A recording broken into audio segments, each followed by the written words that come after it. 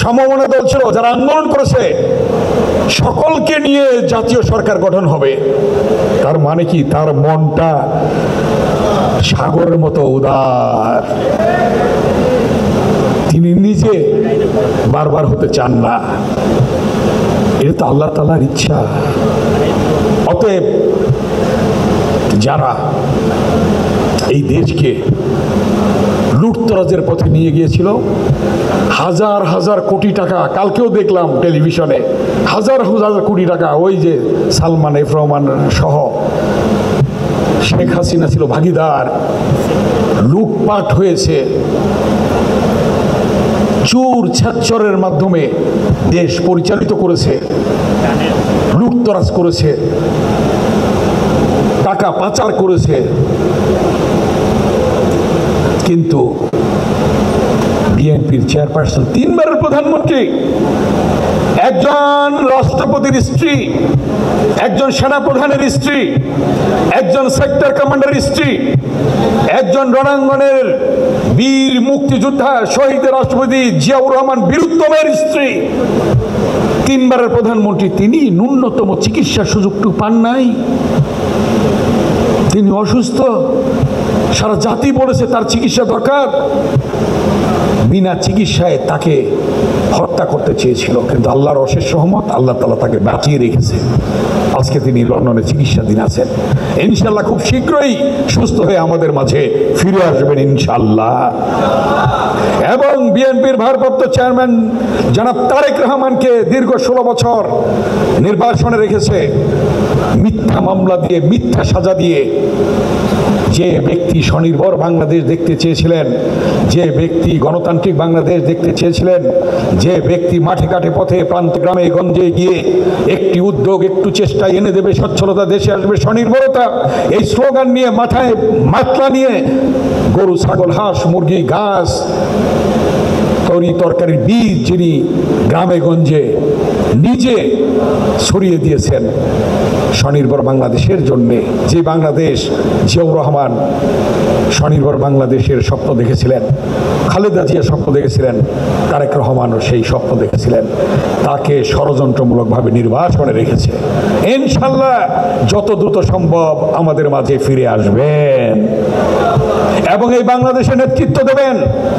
সেজন্য আজকে আন্দোলনকারী সকল সংগঠনকে ঐক্যবদ্ধ থেকে গণতন্ত্র পুনরুদ্ধারের পথে ধাবিত হতে হবে, ঐক্যবদ্ধ থাকতে হবে। এবং জাতীয়তাবাদী ছাত্রদল আজকে যেটা শুরু করেছে, যেটা জিয়াউর রহমান শুরু করেছিল, ছাত্রদলের ডাকসু, ক্ষমতায় থাকা অবস্থায় ডাকসু নির্বাচন হয়েছিল, 4টি পদ পেয়েছিলাম আমরা ডাকসুতে 1979 সালে।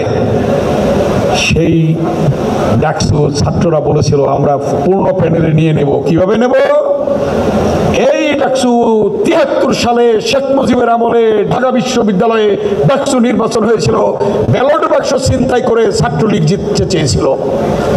ওই হেলমেট বাহিনী 73 সালে ব্যালট বাক্স ছিনতাই ইতিহাস ওই ছাত্রলীগের আছে। তার বিপরীতে ছাত্রদল নির্বাচন করে সর্বশেষ পূর্ণ প্যানেলে ডাকসুতে জয়লাভ করেছিল। কি জন্যে? ওই জিয়াউর রহমানের মেধা, খালেদা জিয়ার মেধা, তারেক রহমানের নির্দেশনা। তাই আজকে জাতীয়তাবাদী ছাত্রদলের সভাপতি, সাধারণ সম্পাদক রাকিব এবং নাসিরকে বলবো যে তোমাদের নেতৃত্বে ইনশাআল্লাহ এই ছাত্রদল যেটা তোমরা শুরু করেছ এটা চলতেই থাকবে এবং বাংলাদেশের সর্ববৃহৎ ছাত্র সংগঠন হিসেবে অতীতেও ছিল, এখনো আছে, ভবিষ্যতেও থাকবে ইনশাআল্লাহ।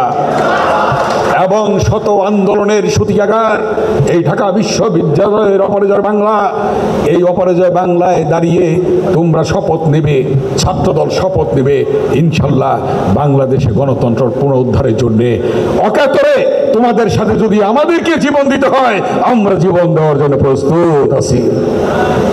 এই কথা বলে আজকে আমার শ্রদ্ধেয় বিচারকরা আছেন, তাদের মাধ্যমে মেধাবীরা আজকে পুরস্কার পাবে দ্বীনের জন্যে, ইসলামের জন্যে, যেটা নবী করিম সাল্লাল্লাহু আলাইহি ওয়াসাল্লাম করেছেন।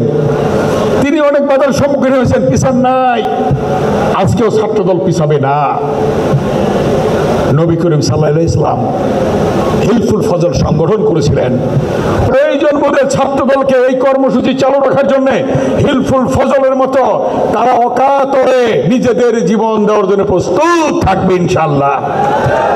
অতীতে গণতন্ত্র পুনরুদ্ধারের জন্য যেমন ছিল বেগম খালেদা জিয়ার নেতৃত্বে, জিয়াউর রহমানের নেতৃত্বে, আজকে তারেক রহমানের নেতৃত্বে ছাত্রদল এগিয়ে যাবে এই প্রত্যাশা ব্যক্ত করে ছাত্রদলকে আবার ধন্যবাদ জানিয়ে এবং এই কর্মসূচি প্রণয়নের জন্য যিনি নির্দেশ দিয়েছেন জাতীয় ছাত্রদলের সাংগঠনিক অভিভাবক জনাব তারেক রহমানকে ধন্যবাদ জানিয়ে আমার বক্তব্য এখানে শেষ করছি। আল্লাহ হাফেজ।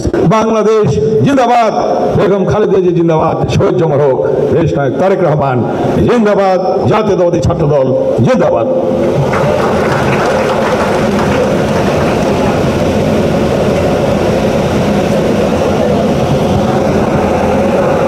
ধন্যবাদ জানাচ্ছি জনাব আমানুল্লাহ আমান, চেয়ারপারসনের উপদেষ্টা, বাংলাদেশ জাতীয়তাবাদী দল বিএনপি। এই পর্যায়ে বক্তব্য রাখবেন আজকের এই অনুষ্ঠানের মাননীয় সভাপতি, বাংলাদেশ জাতীয়তাবাদী ছাত্রদল কেন্দ্রীয় সংসদের বিপ্লবী সভাপতি জনাব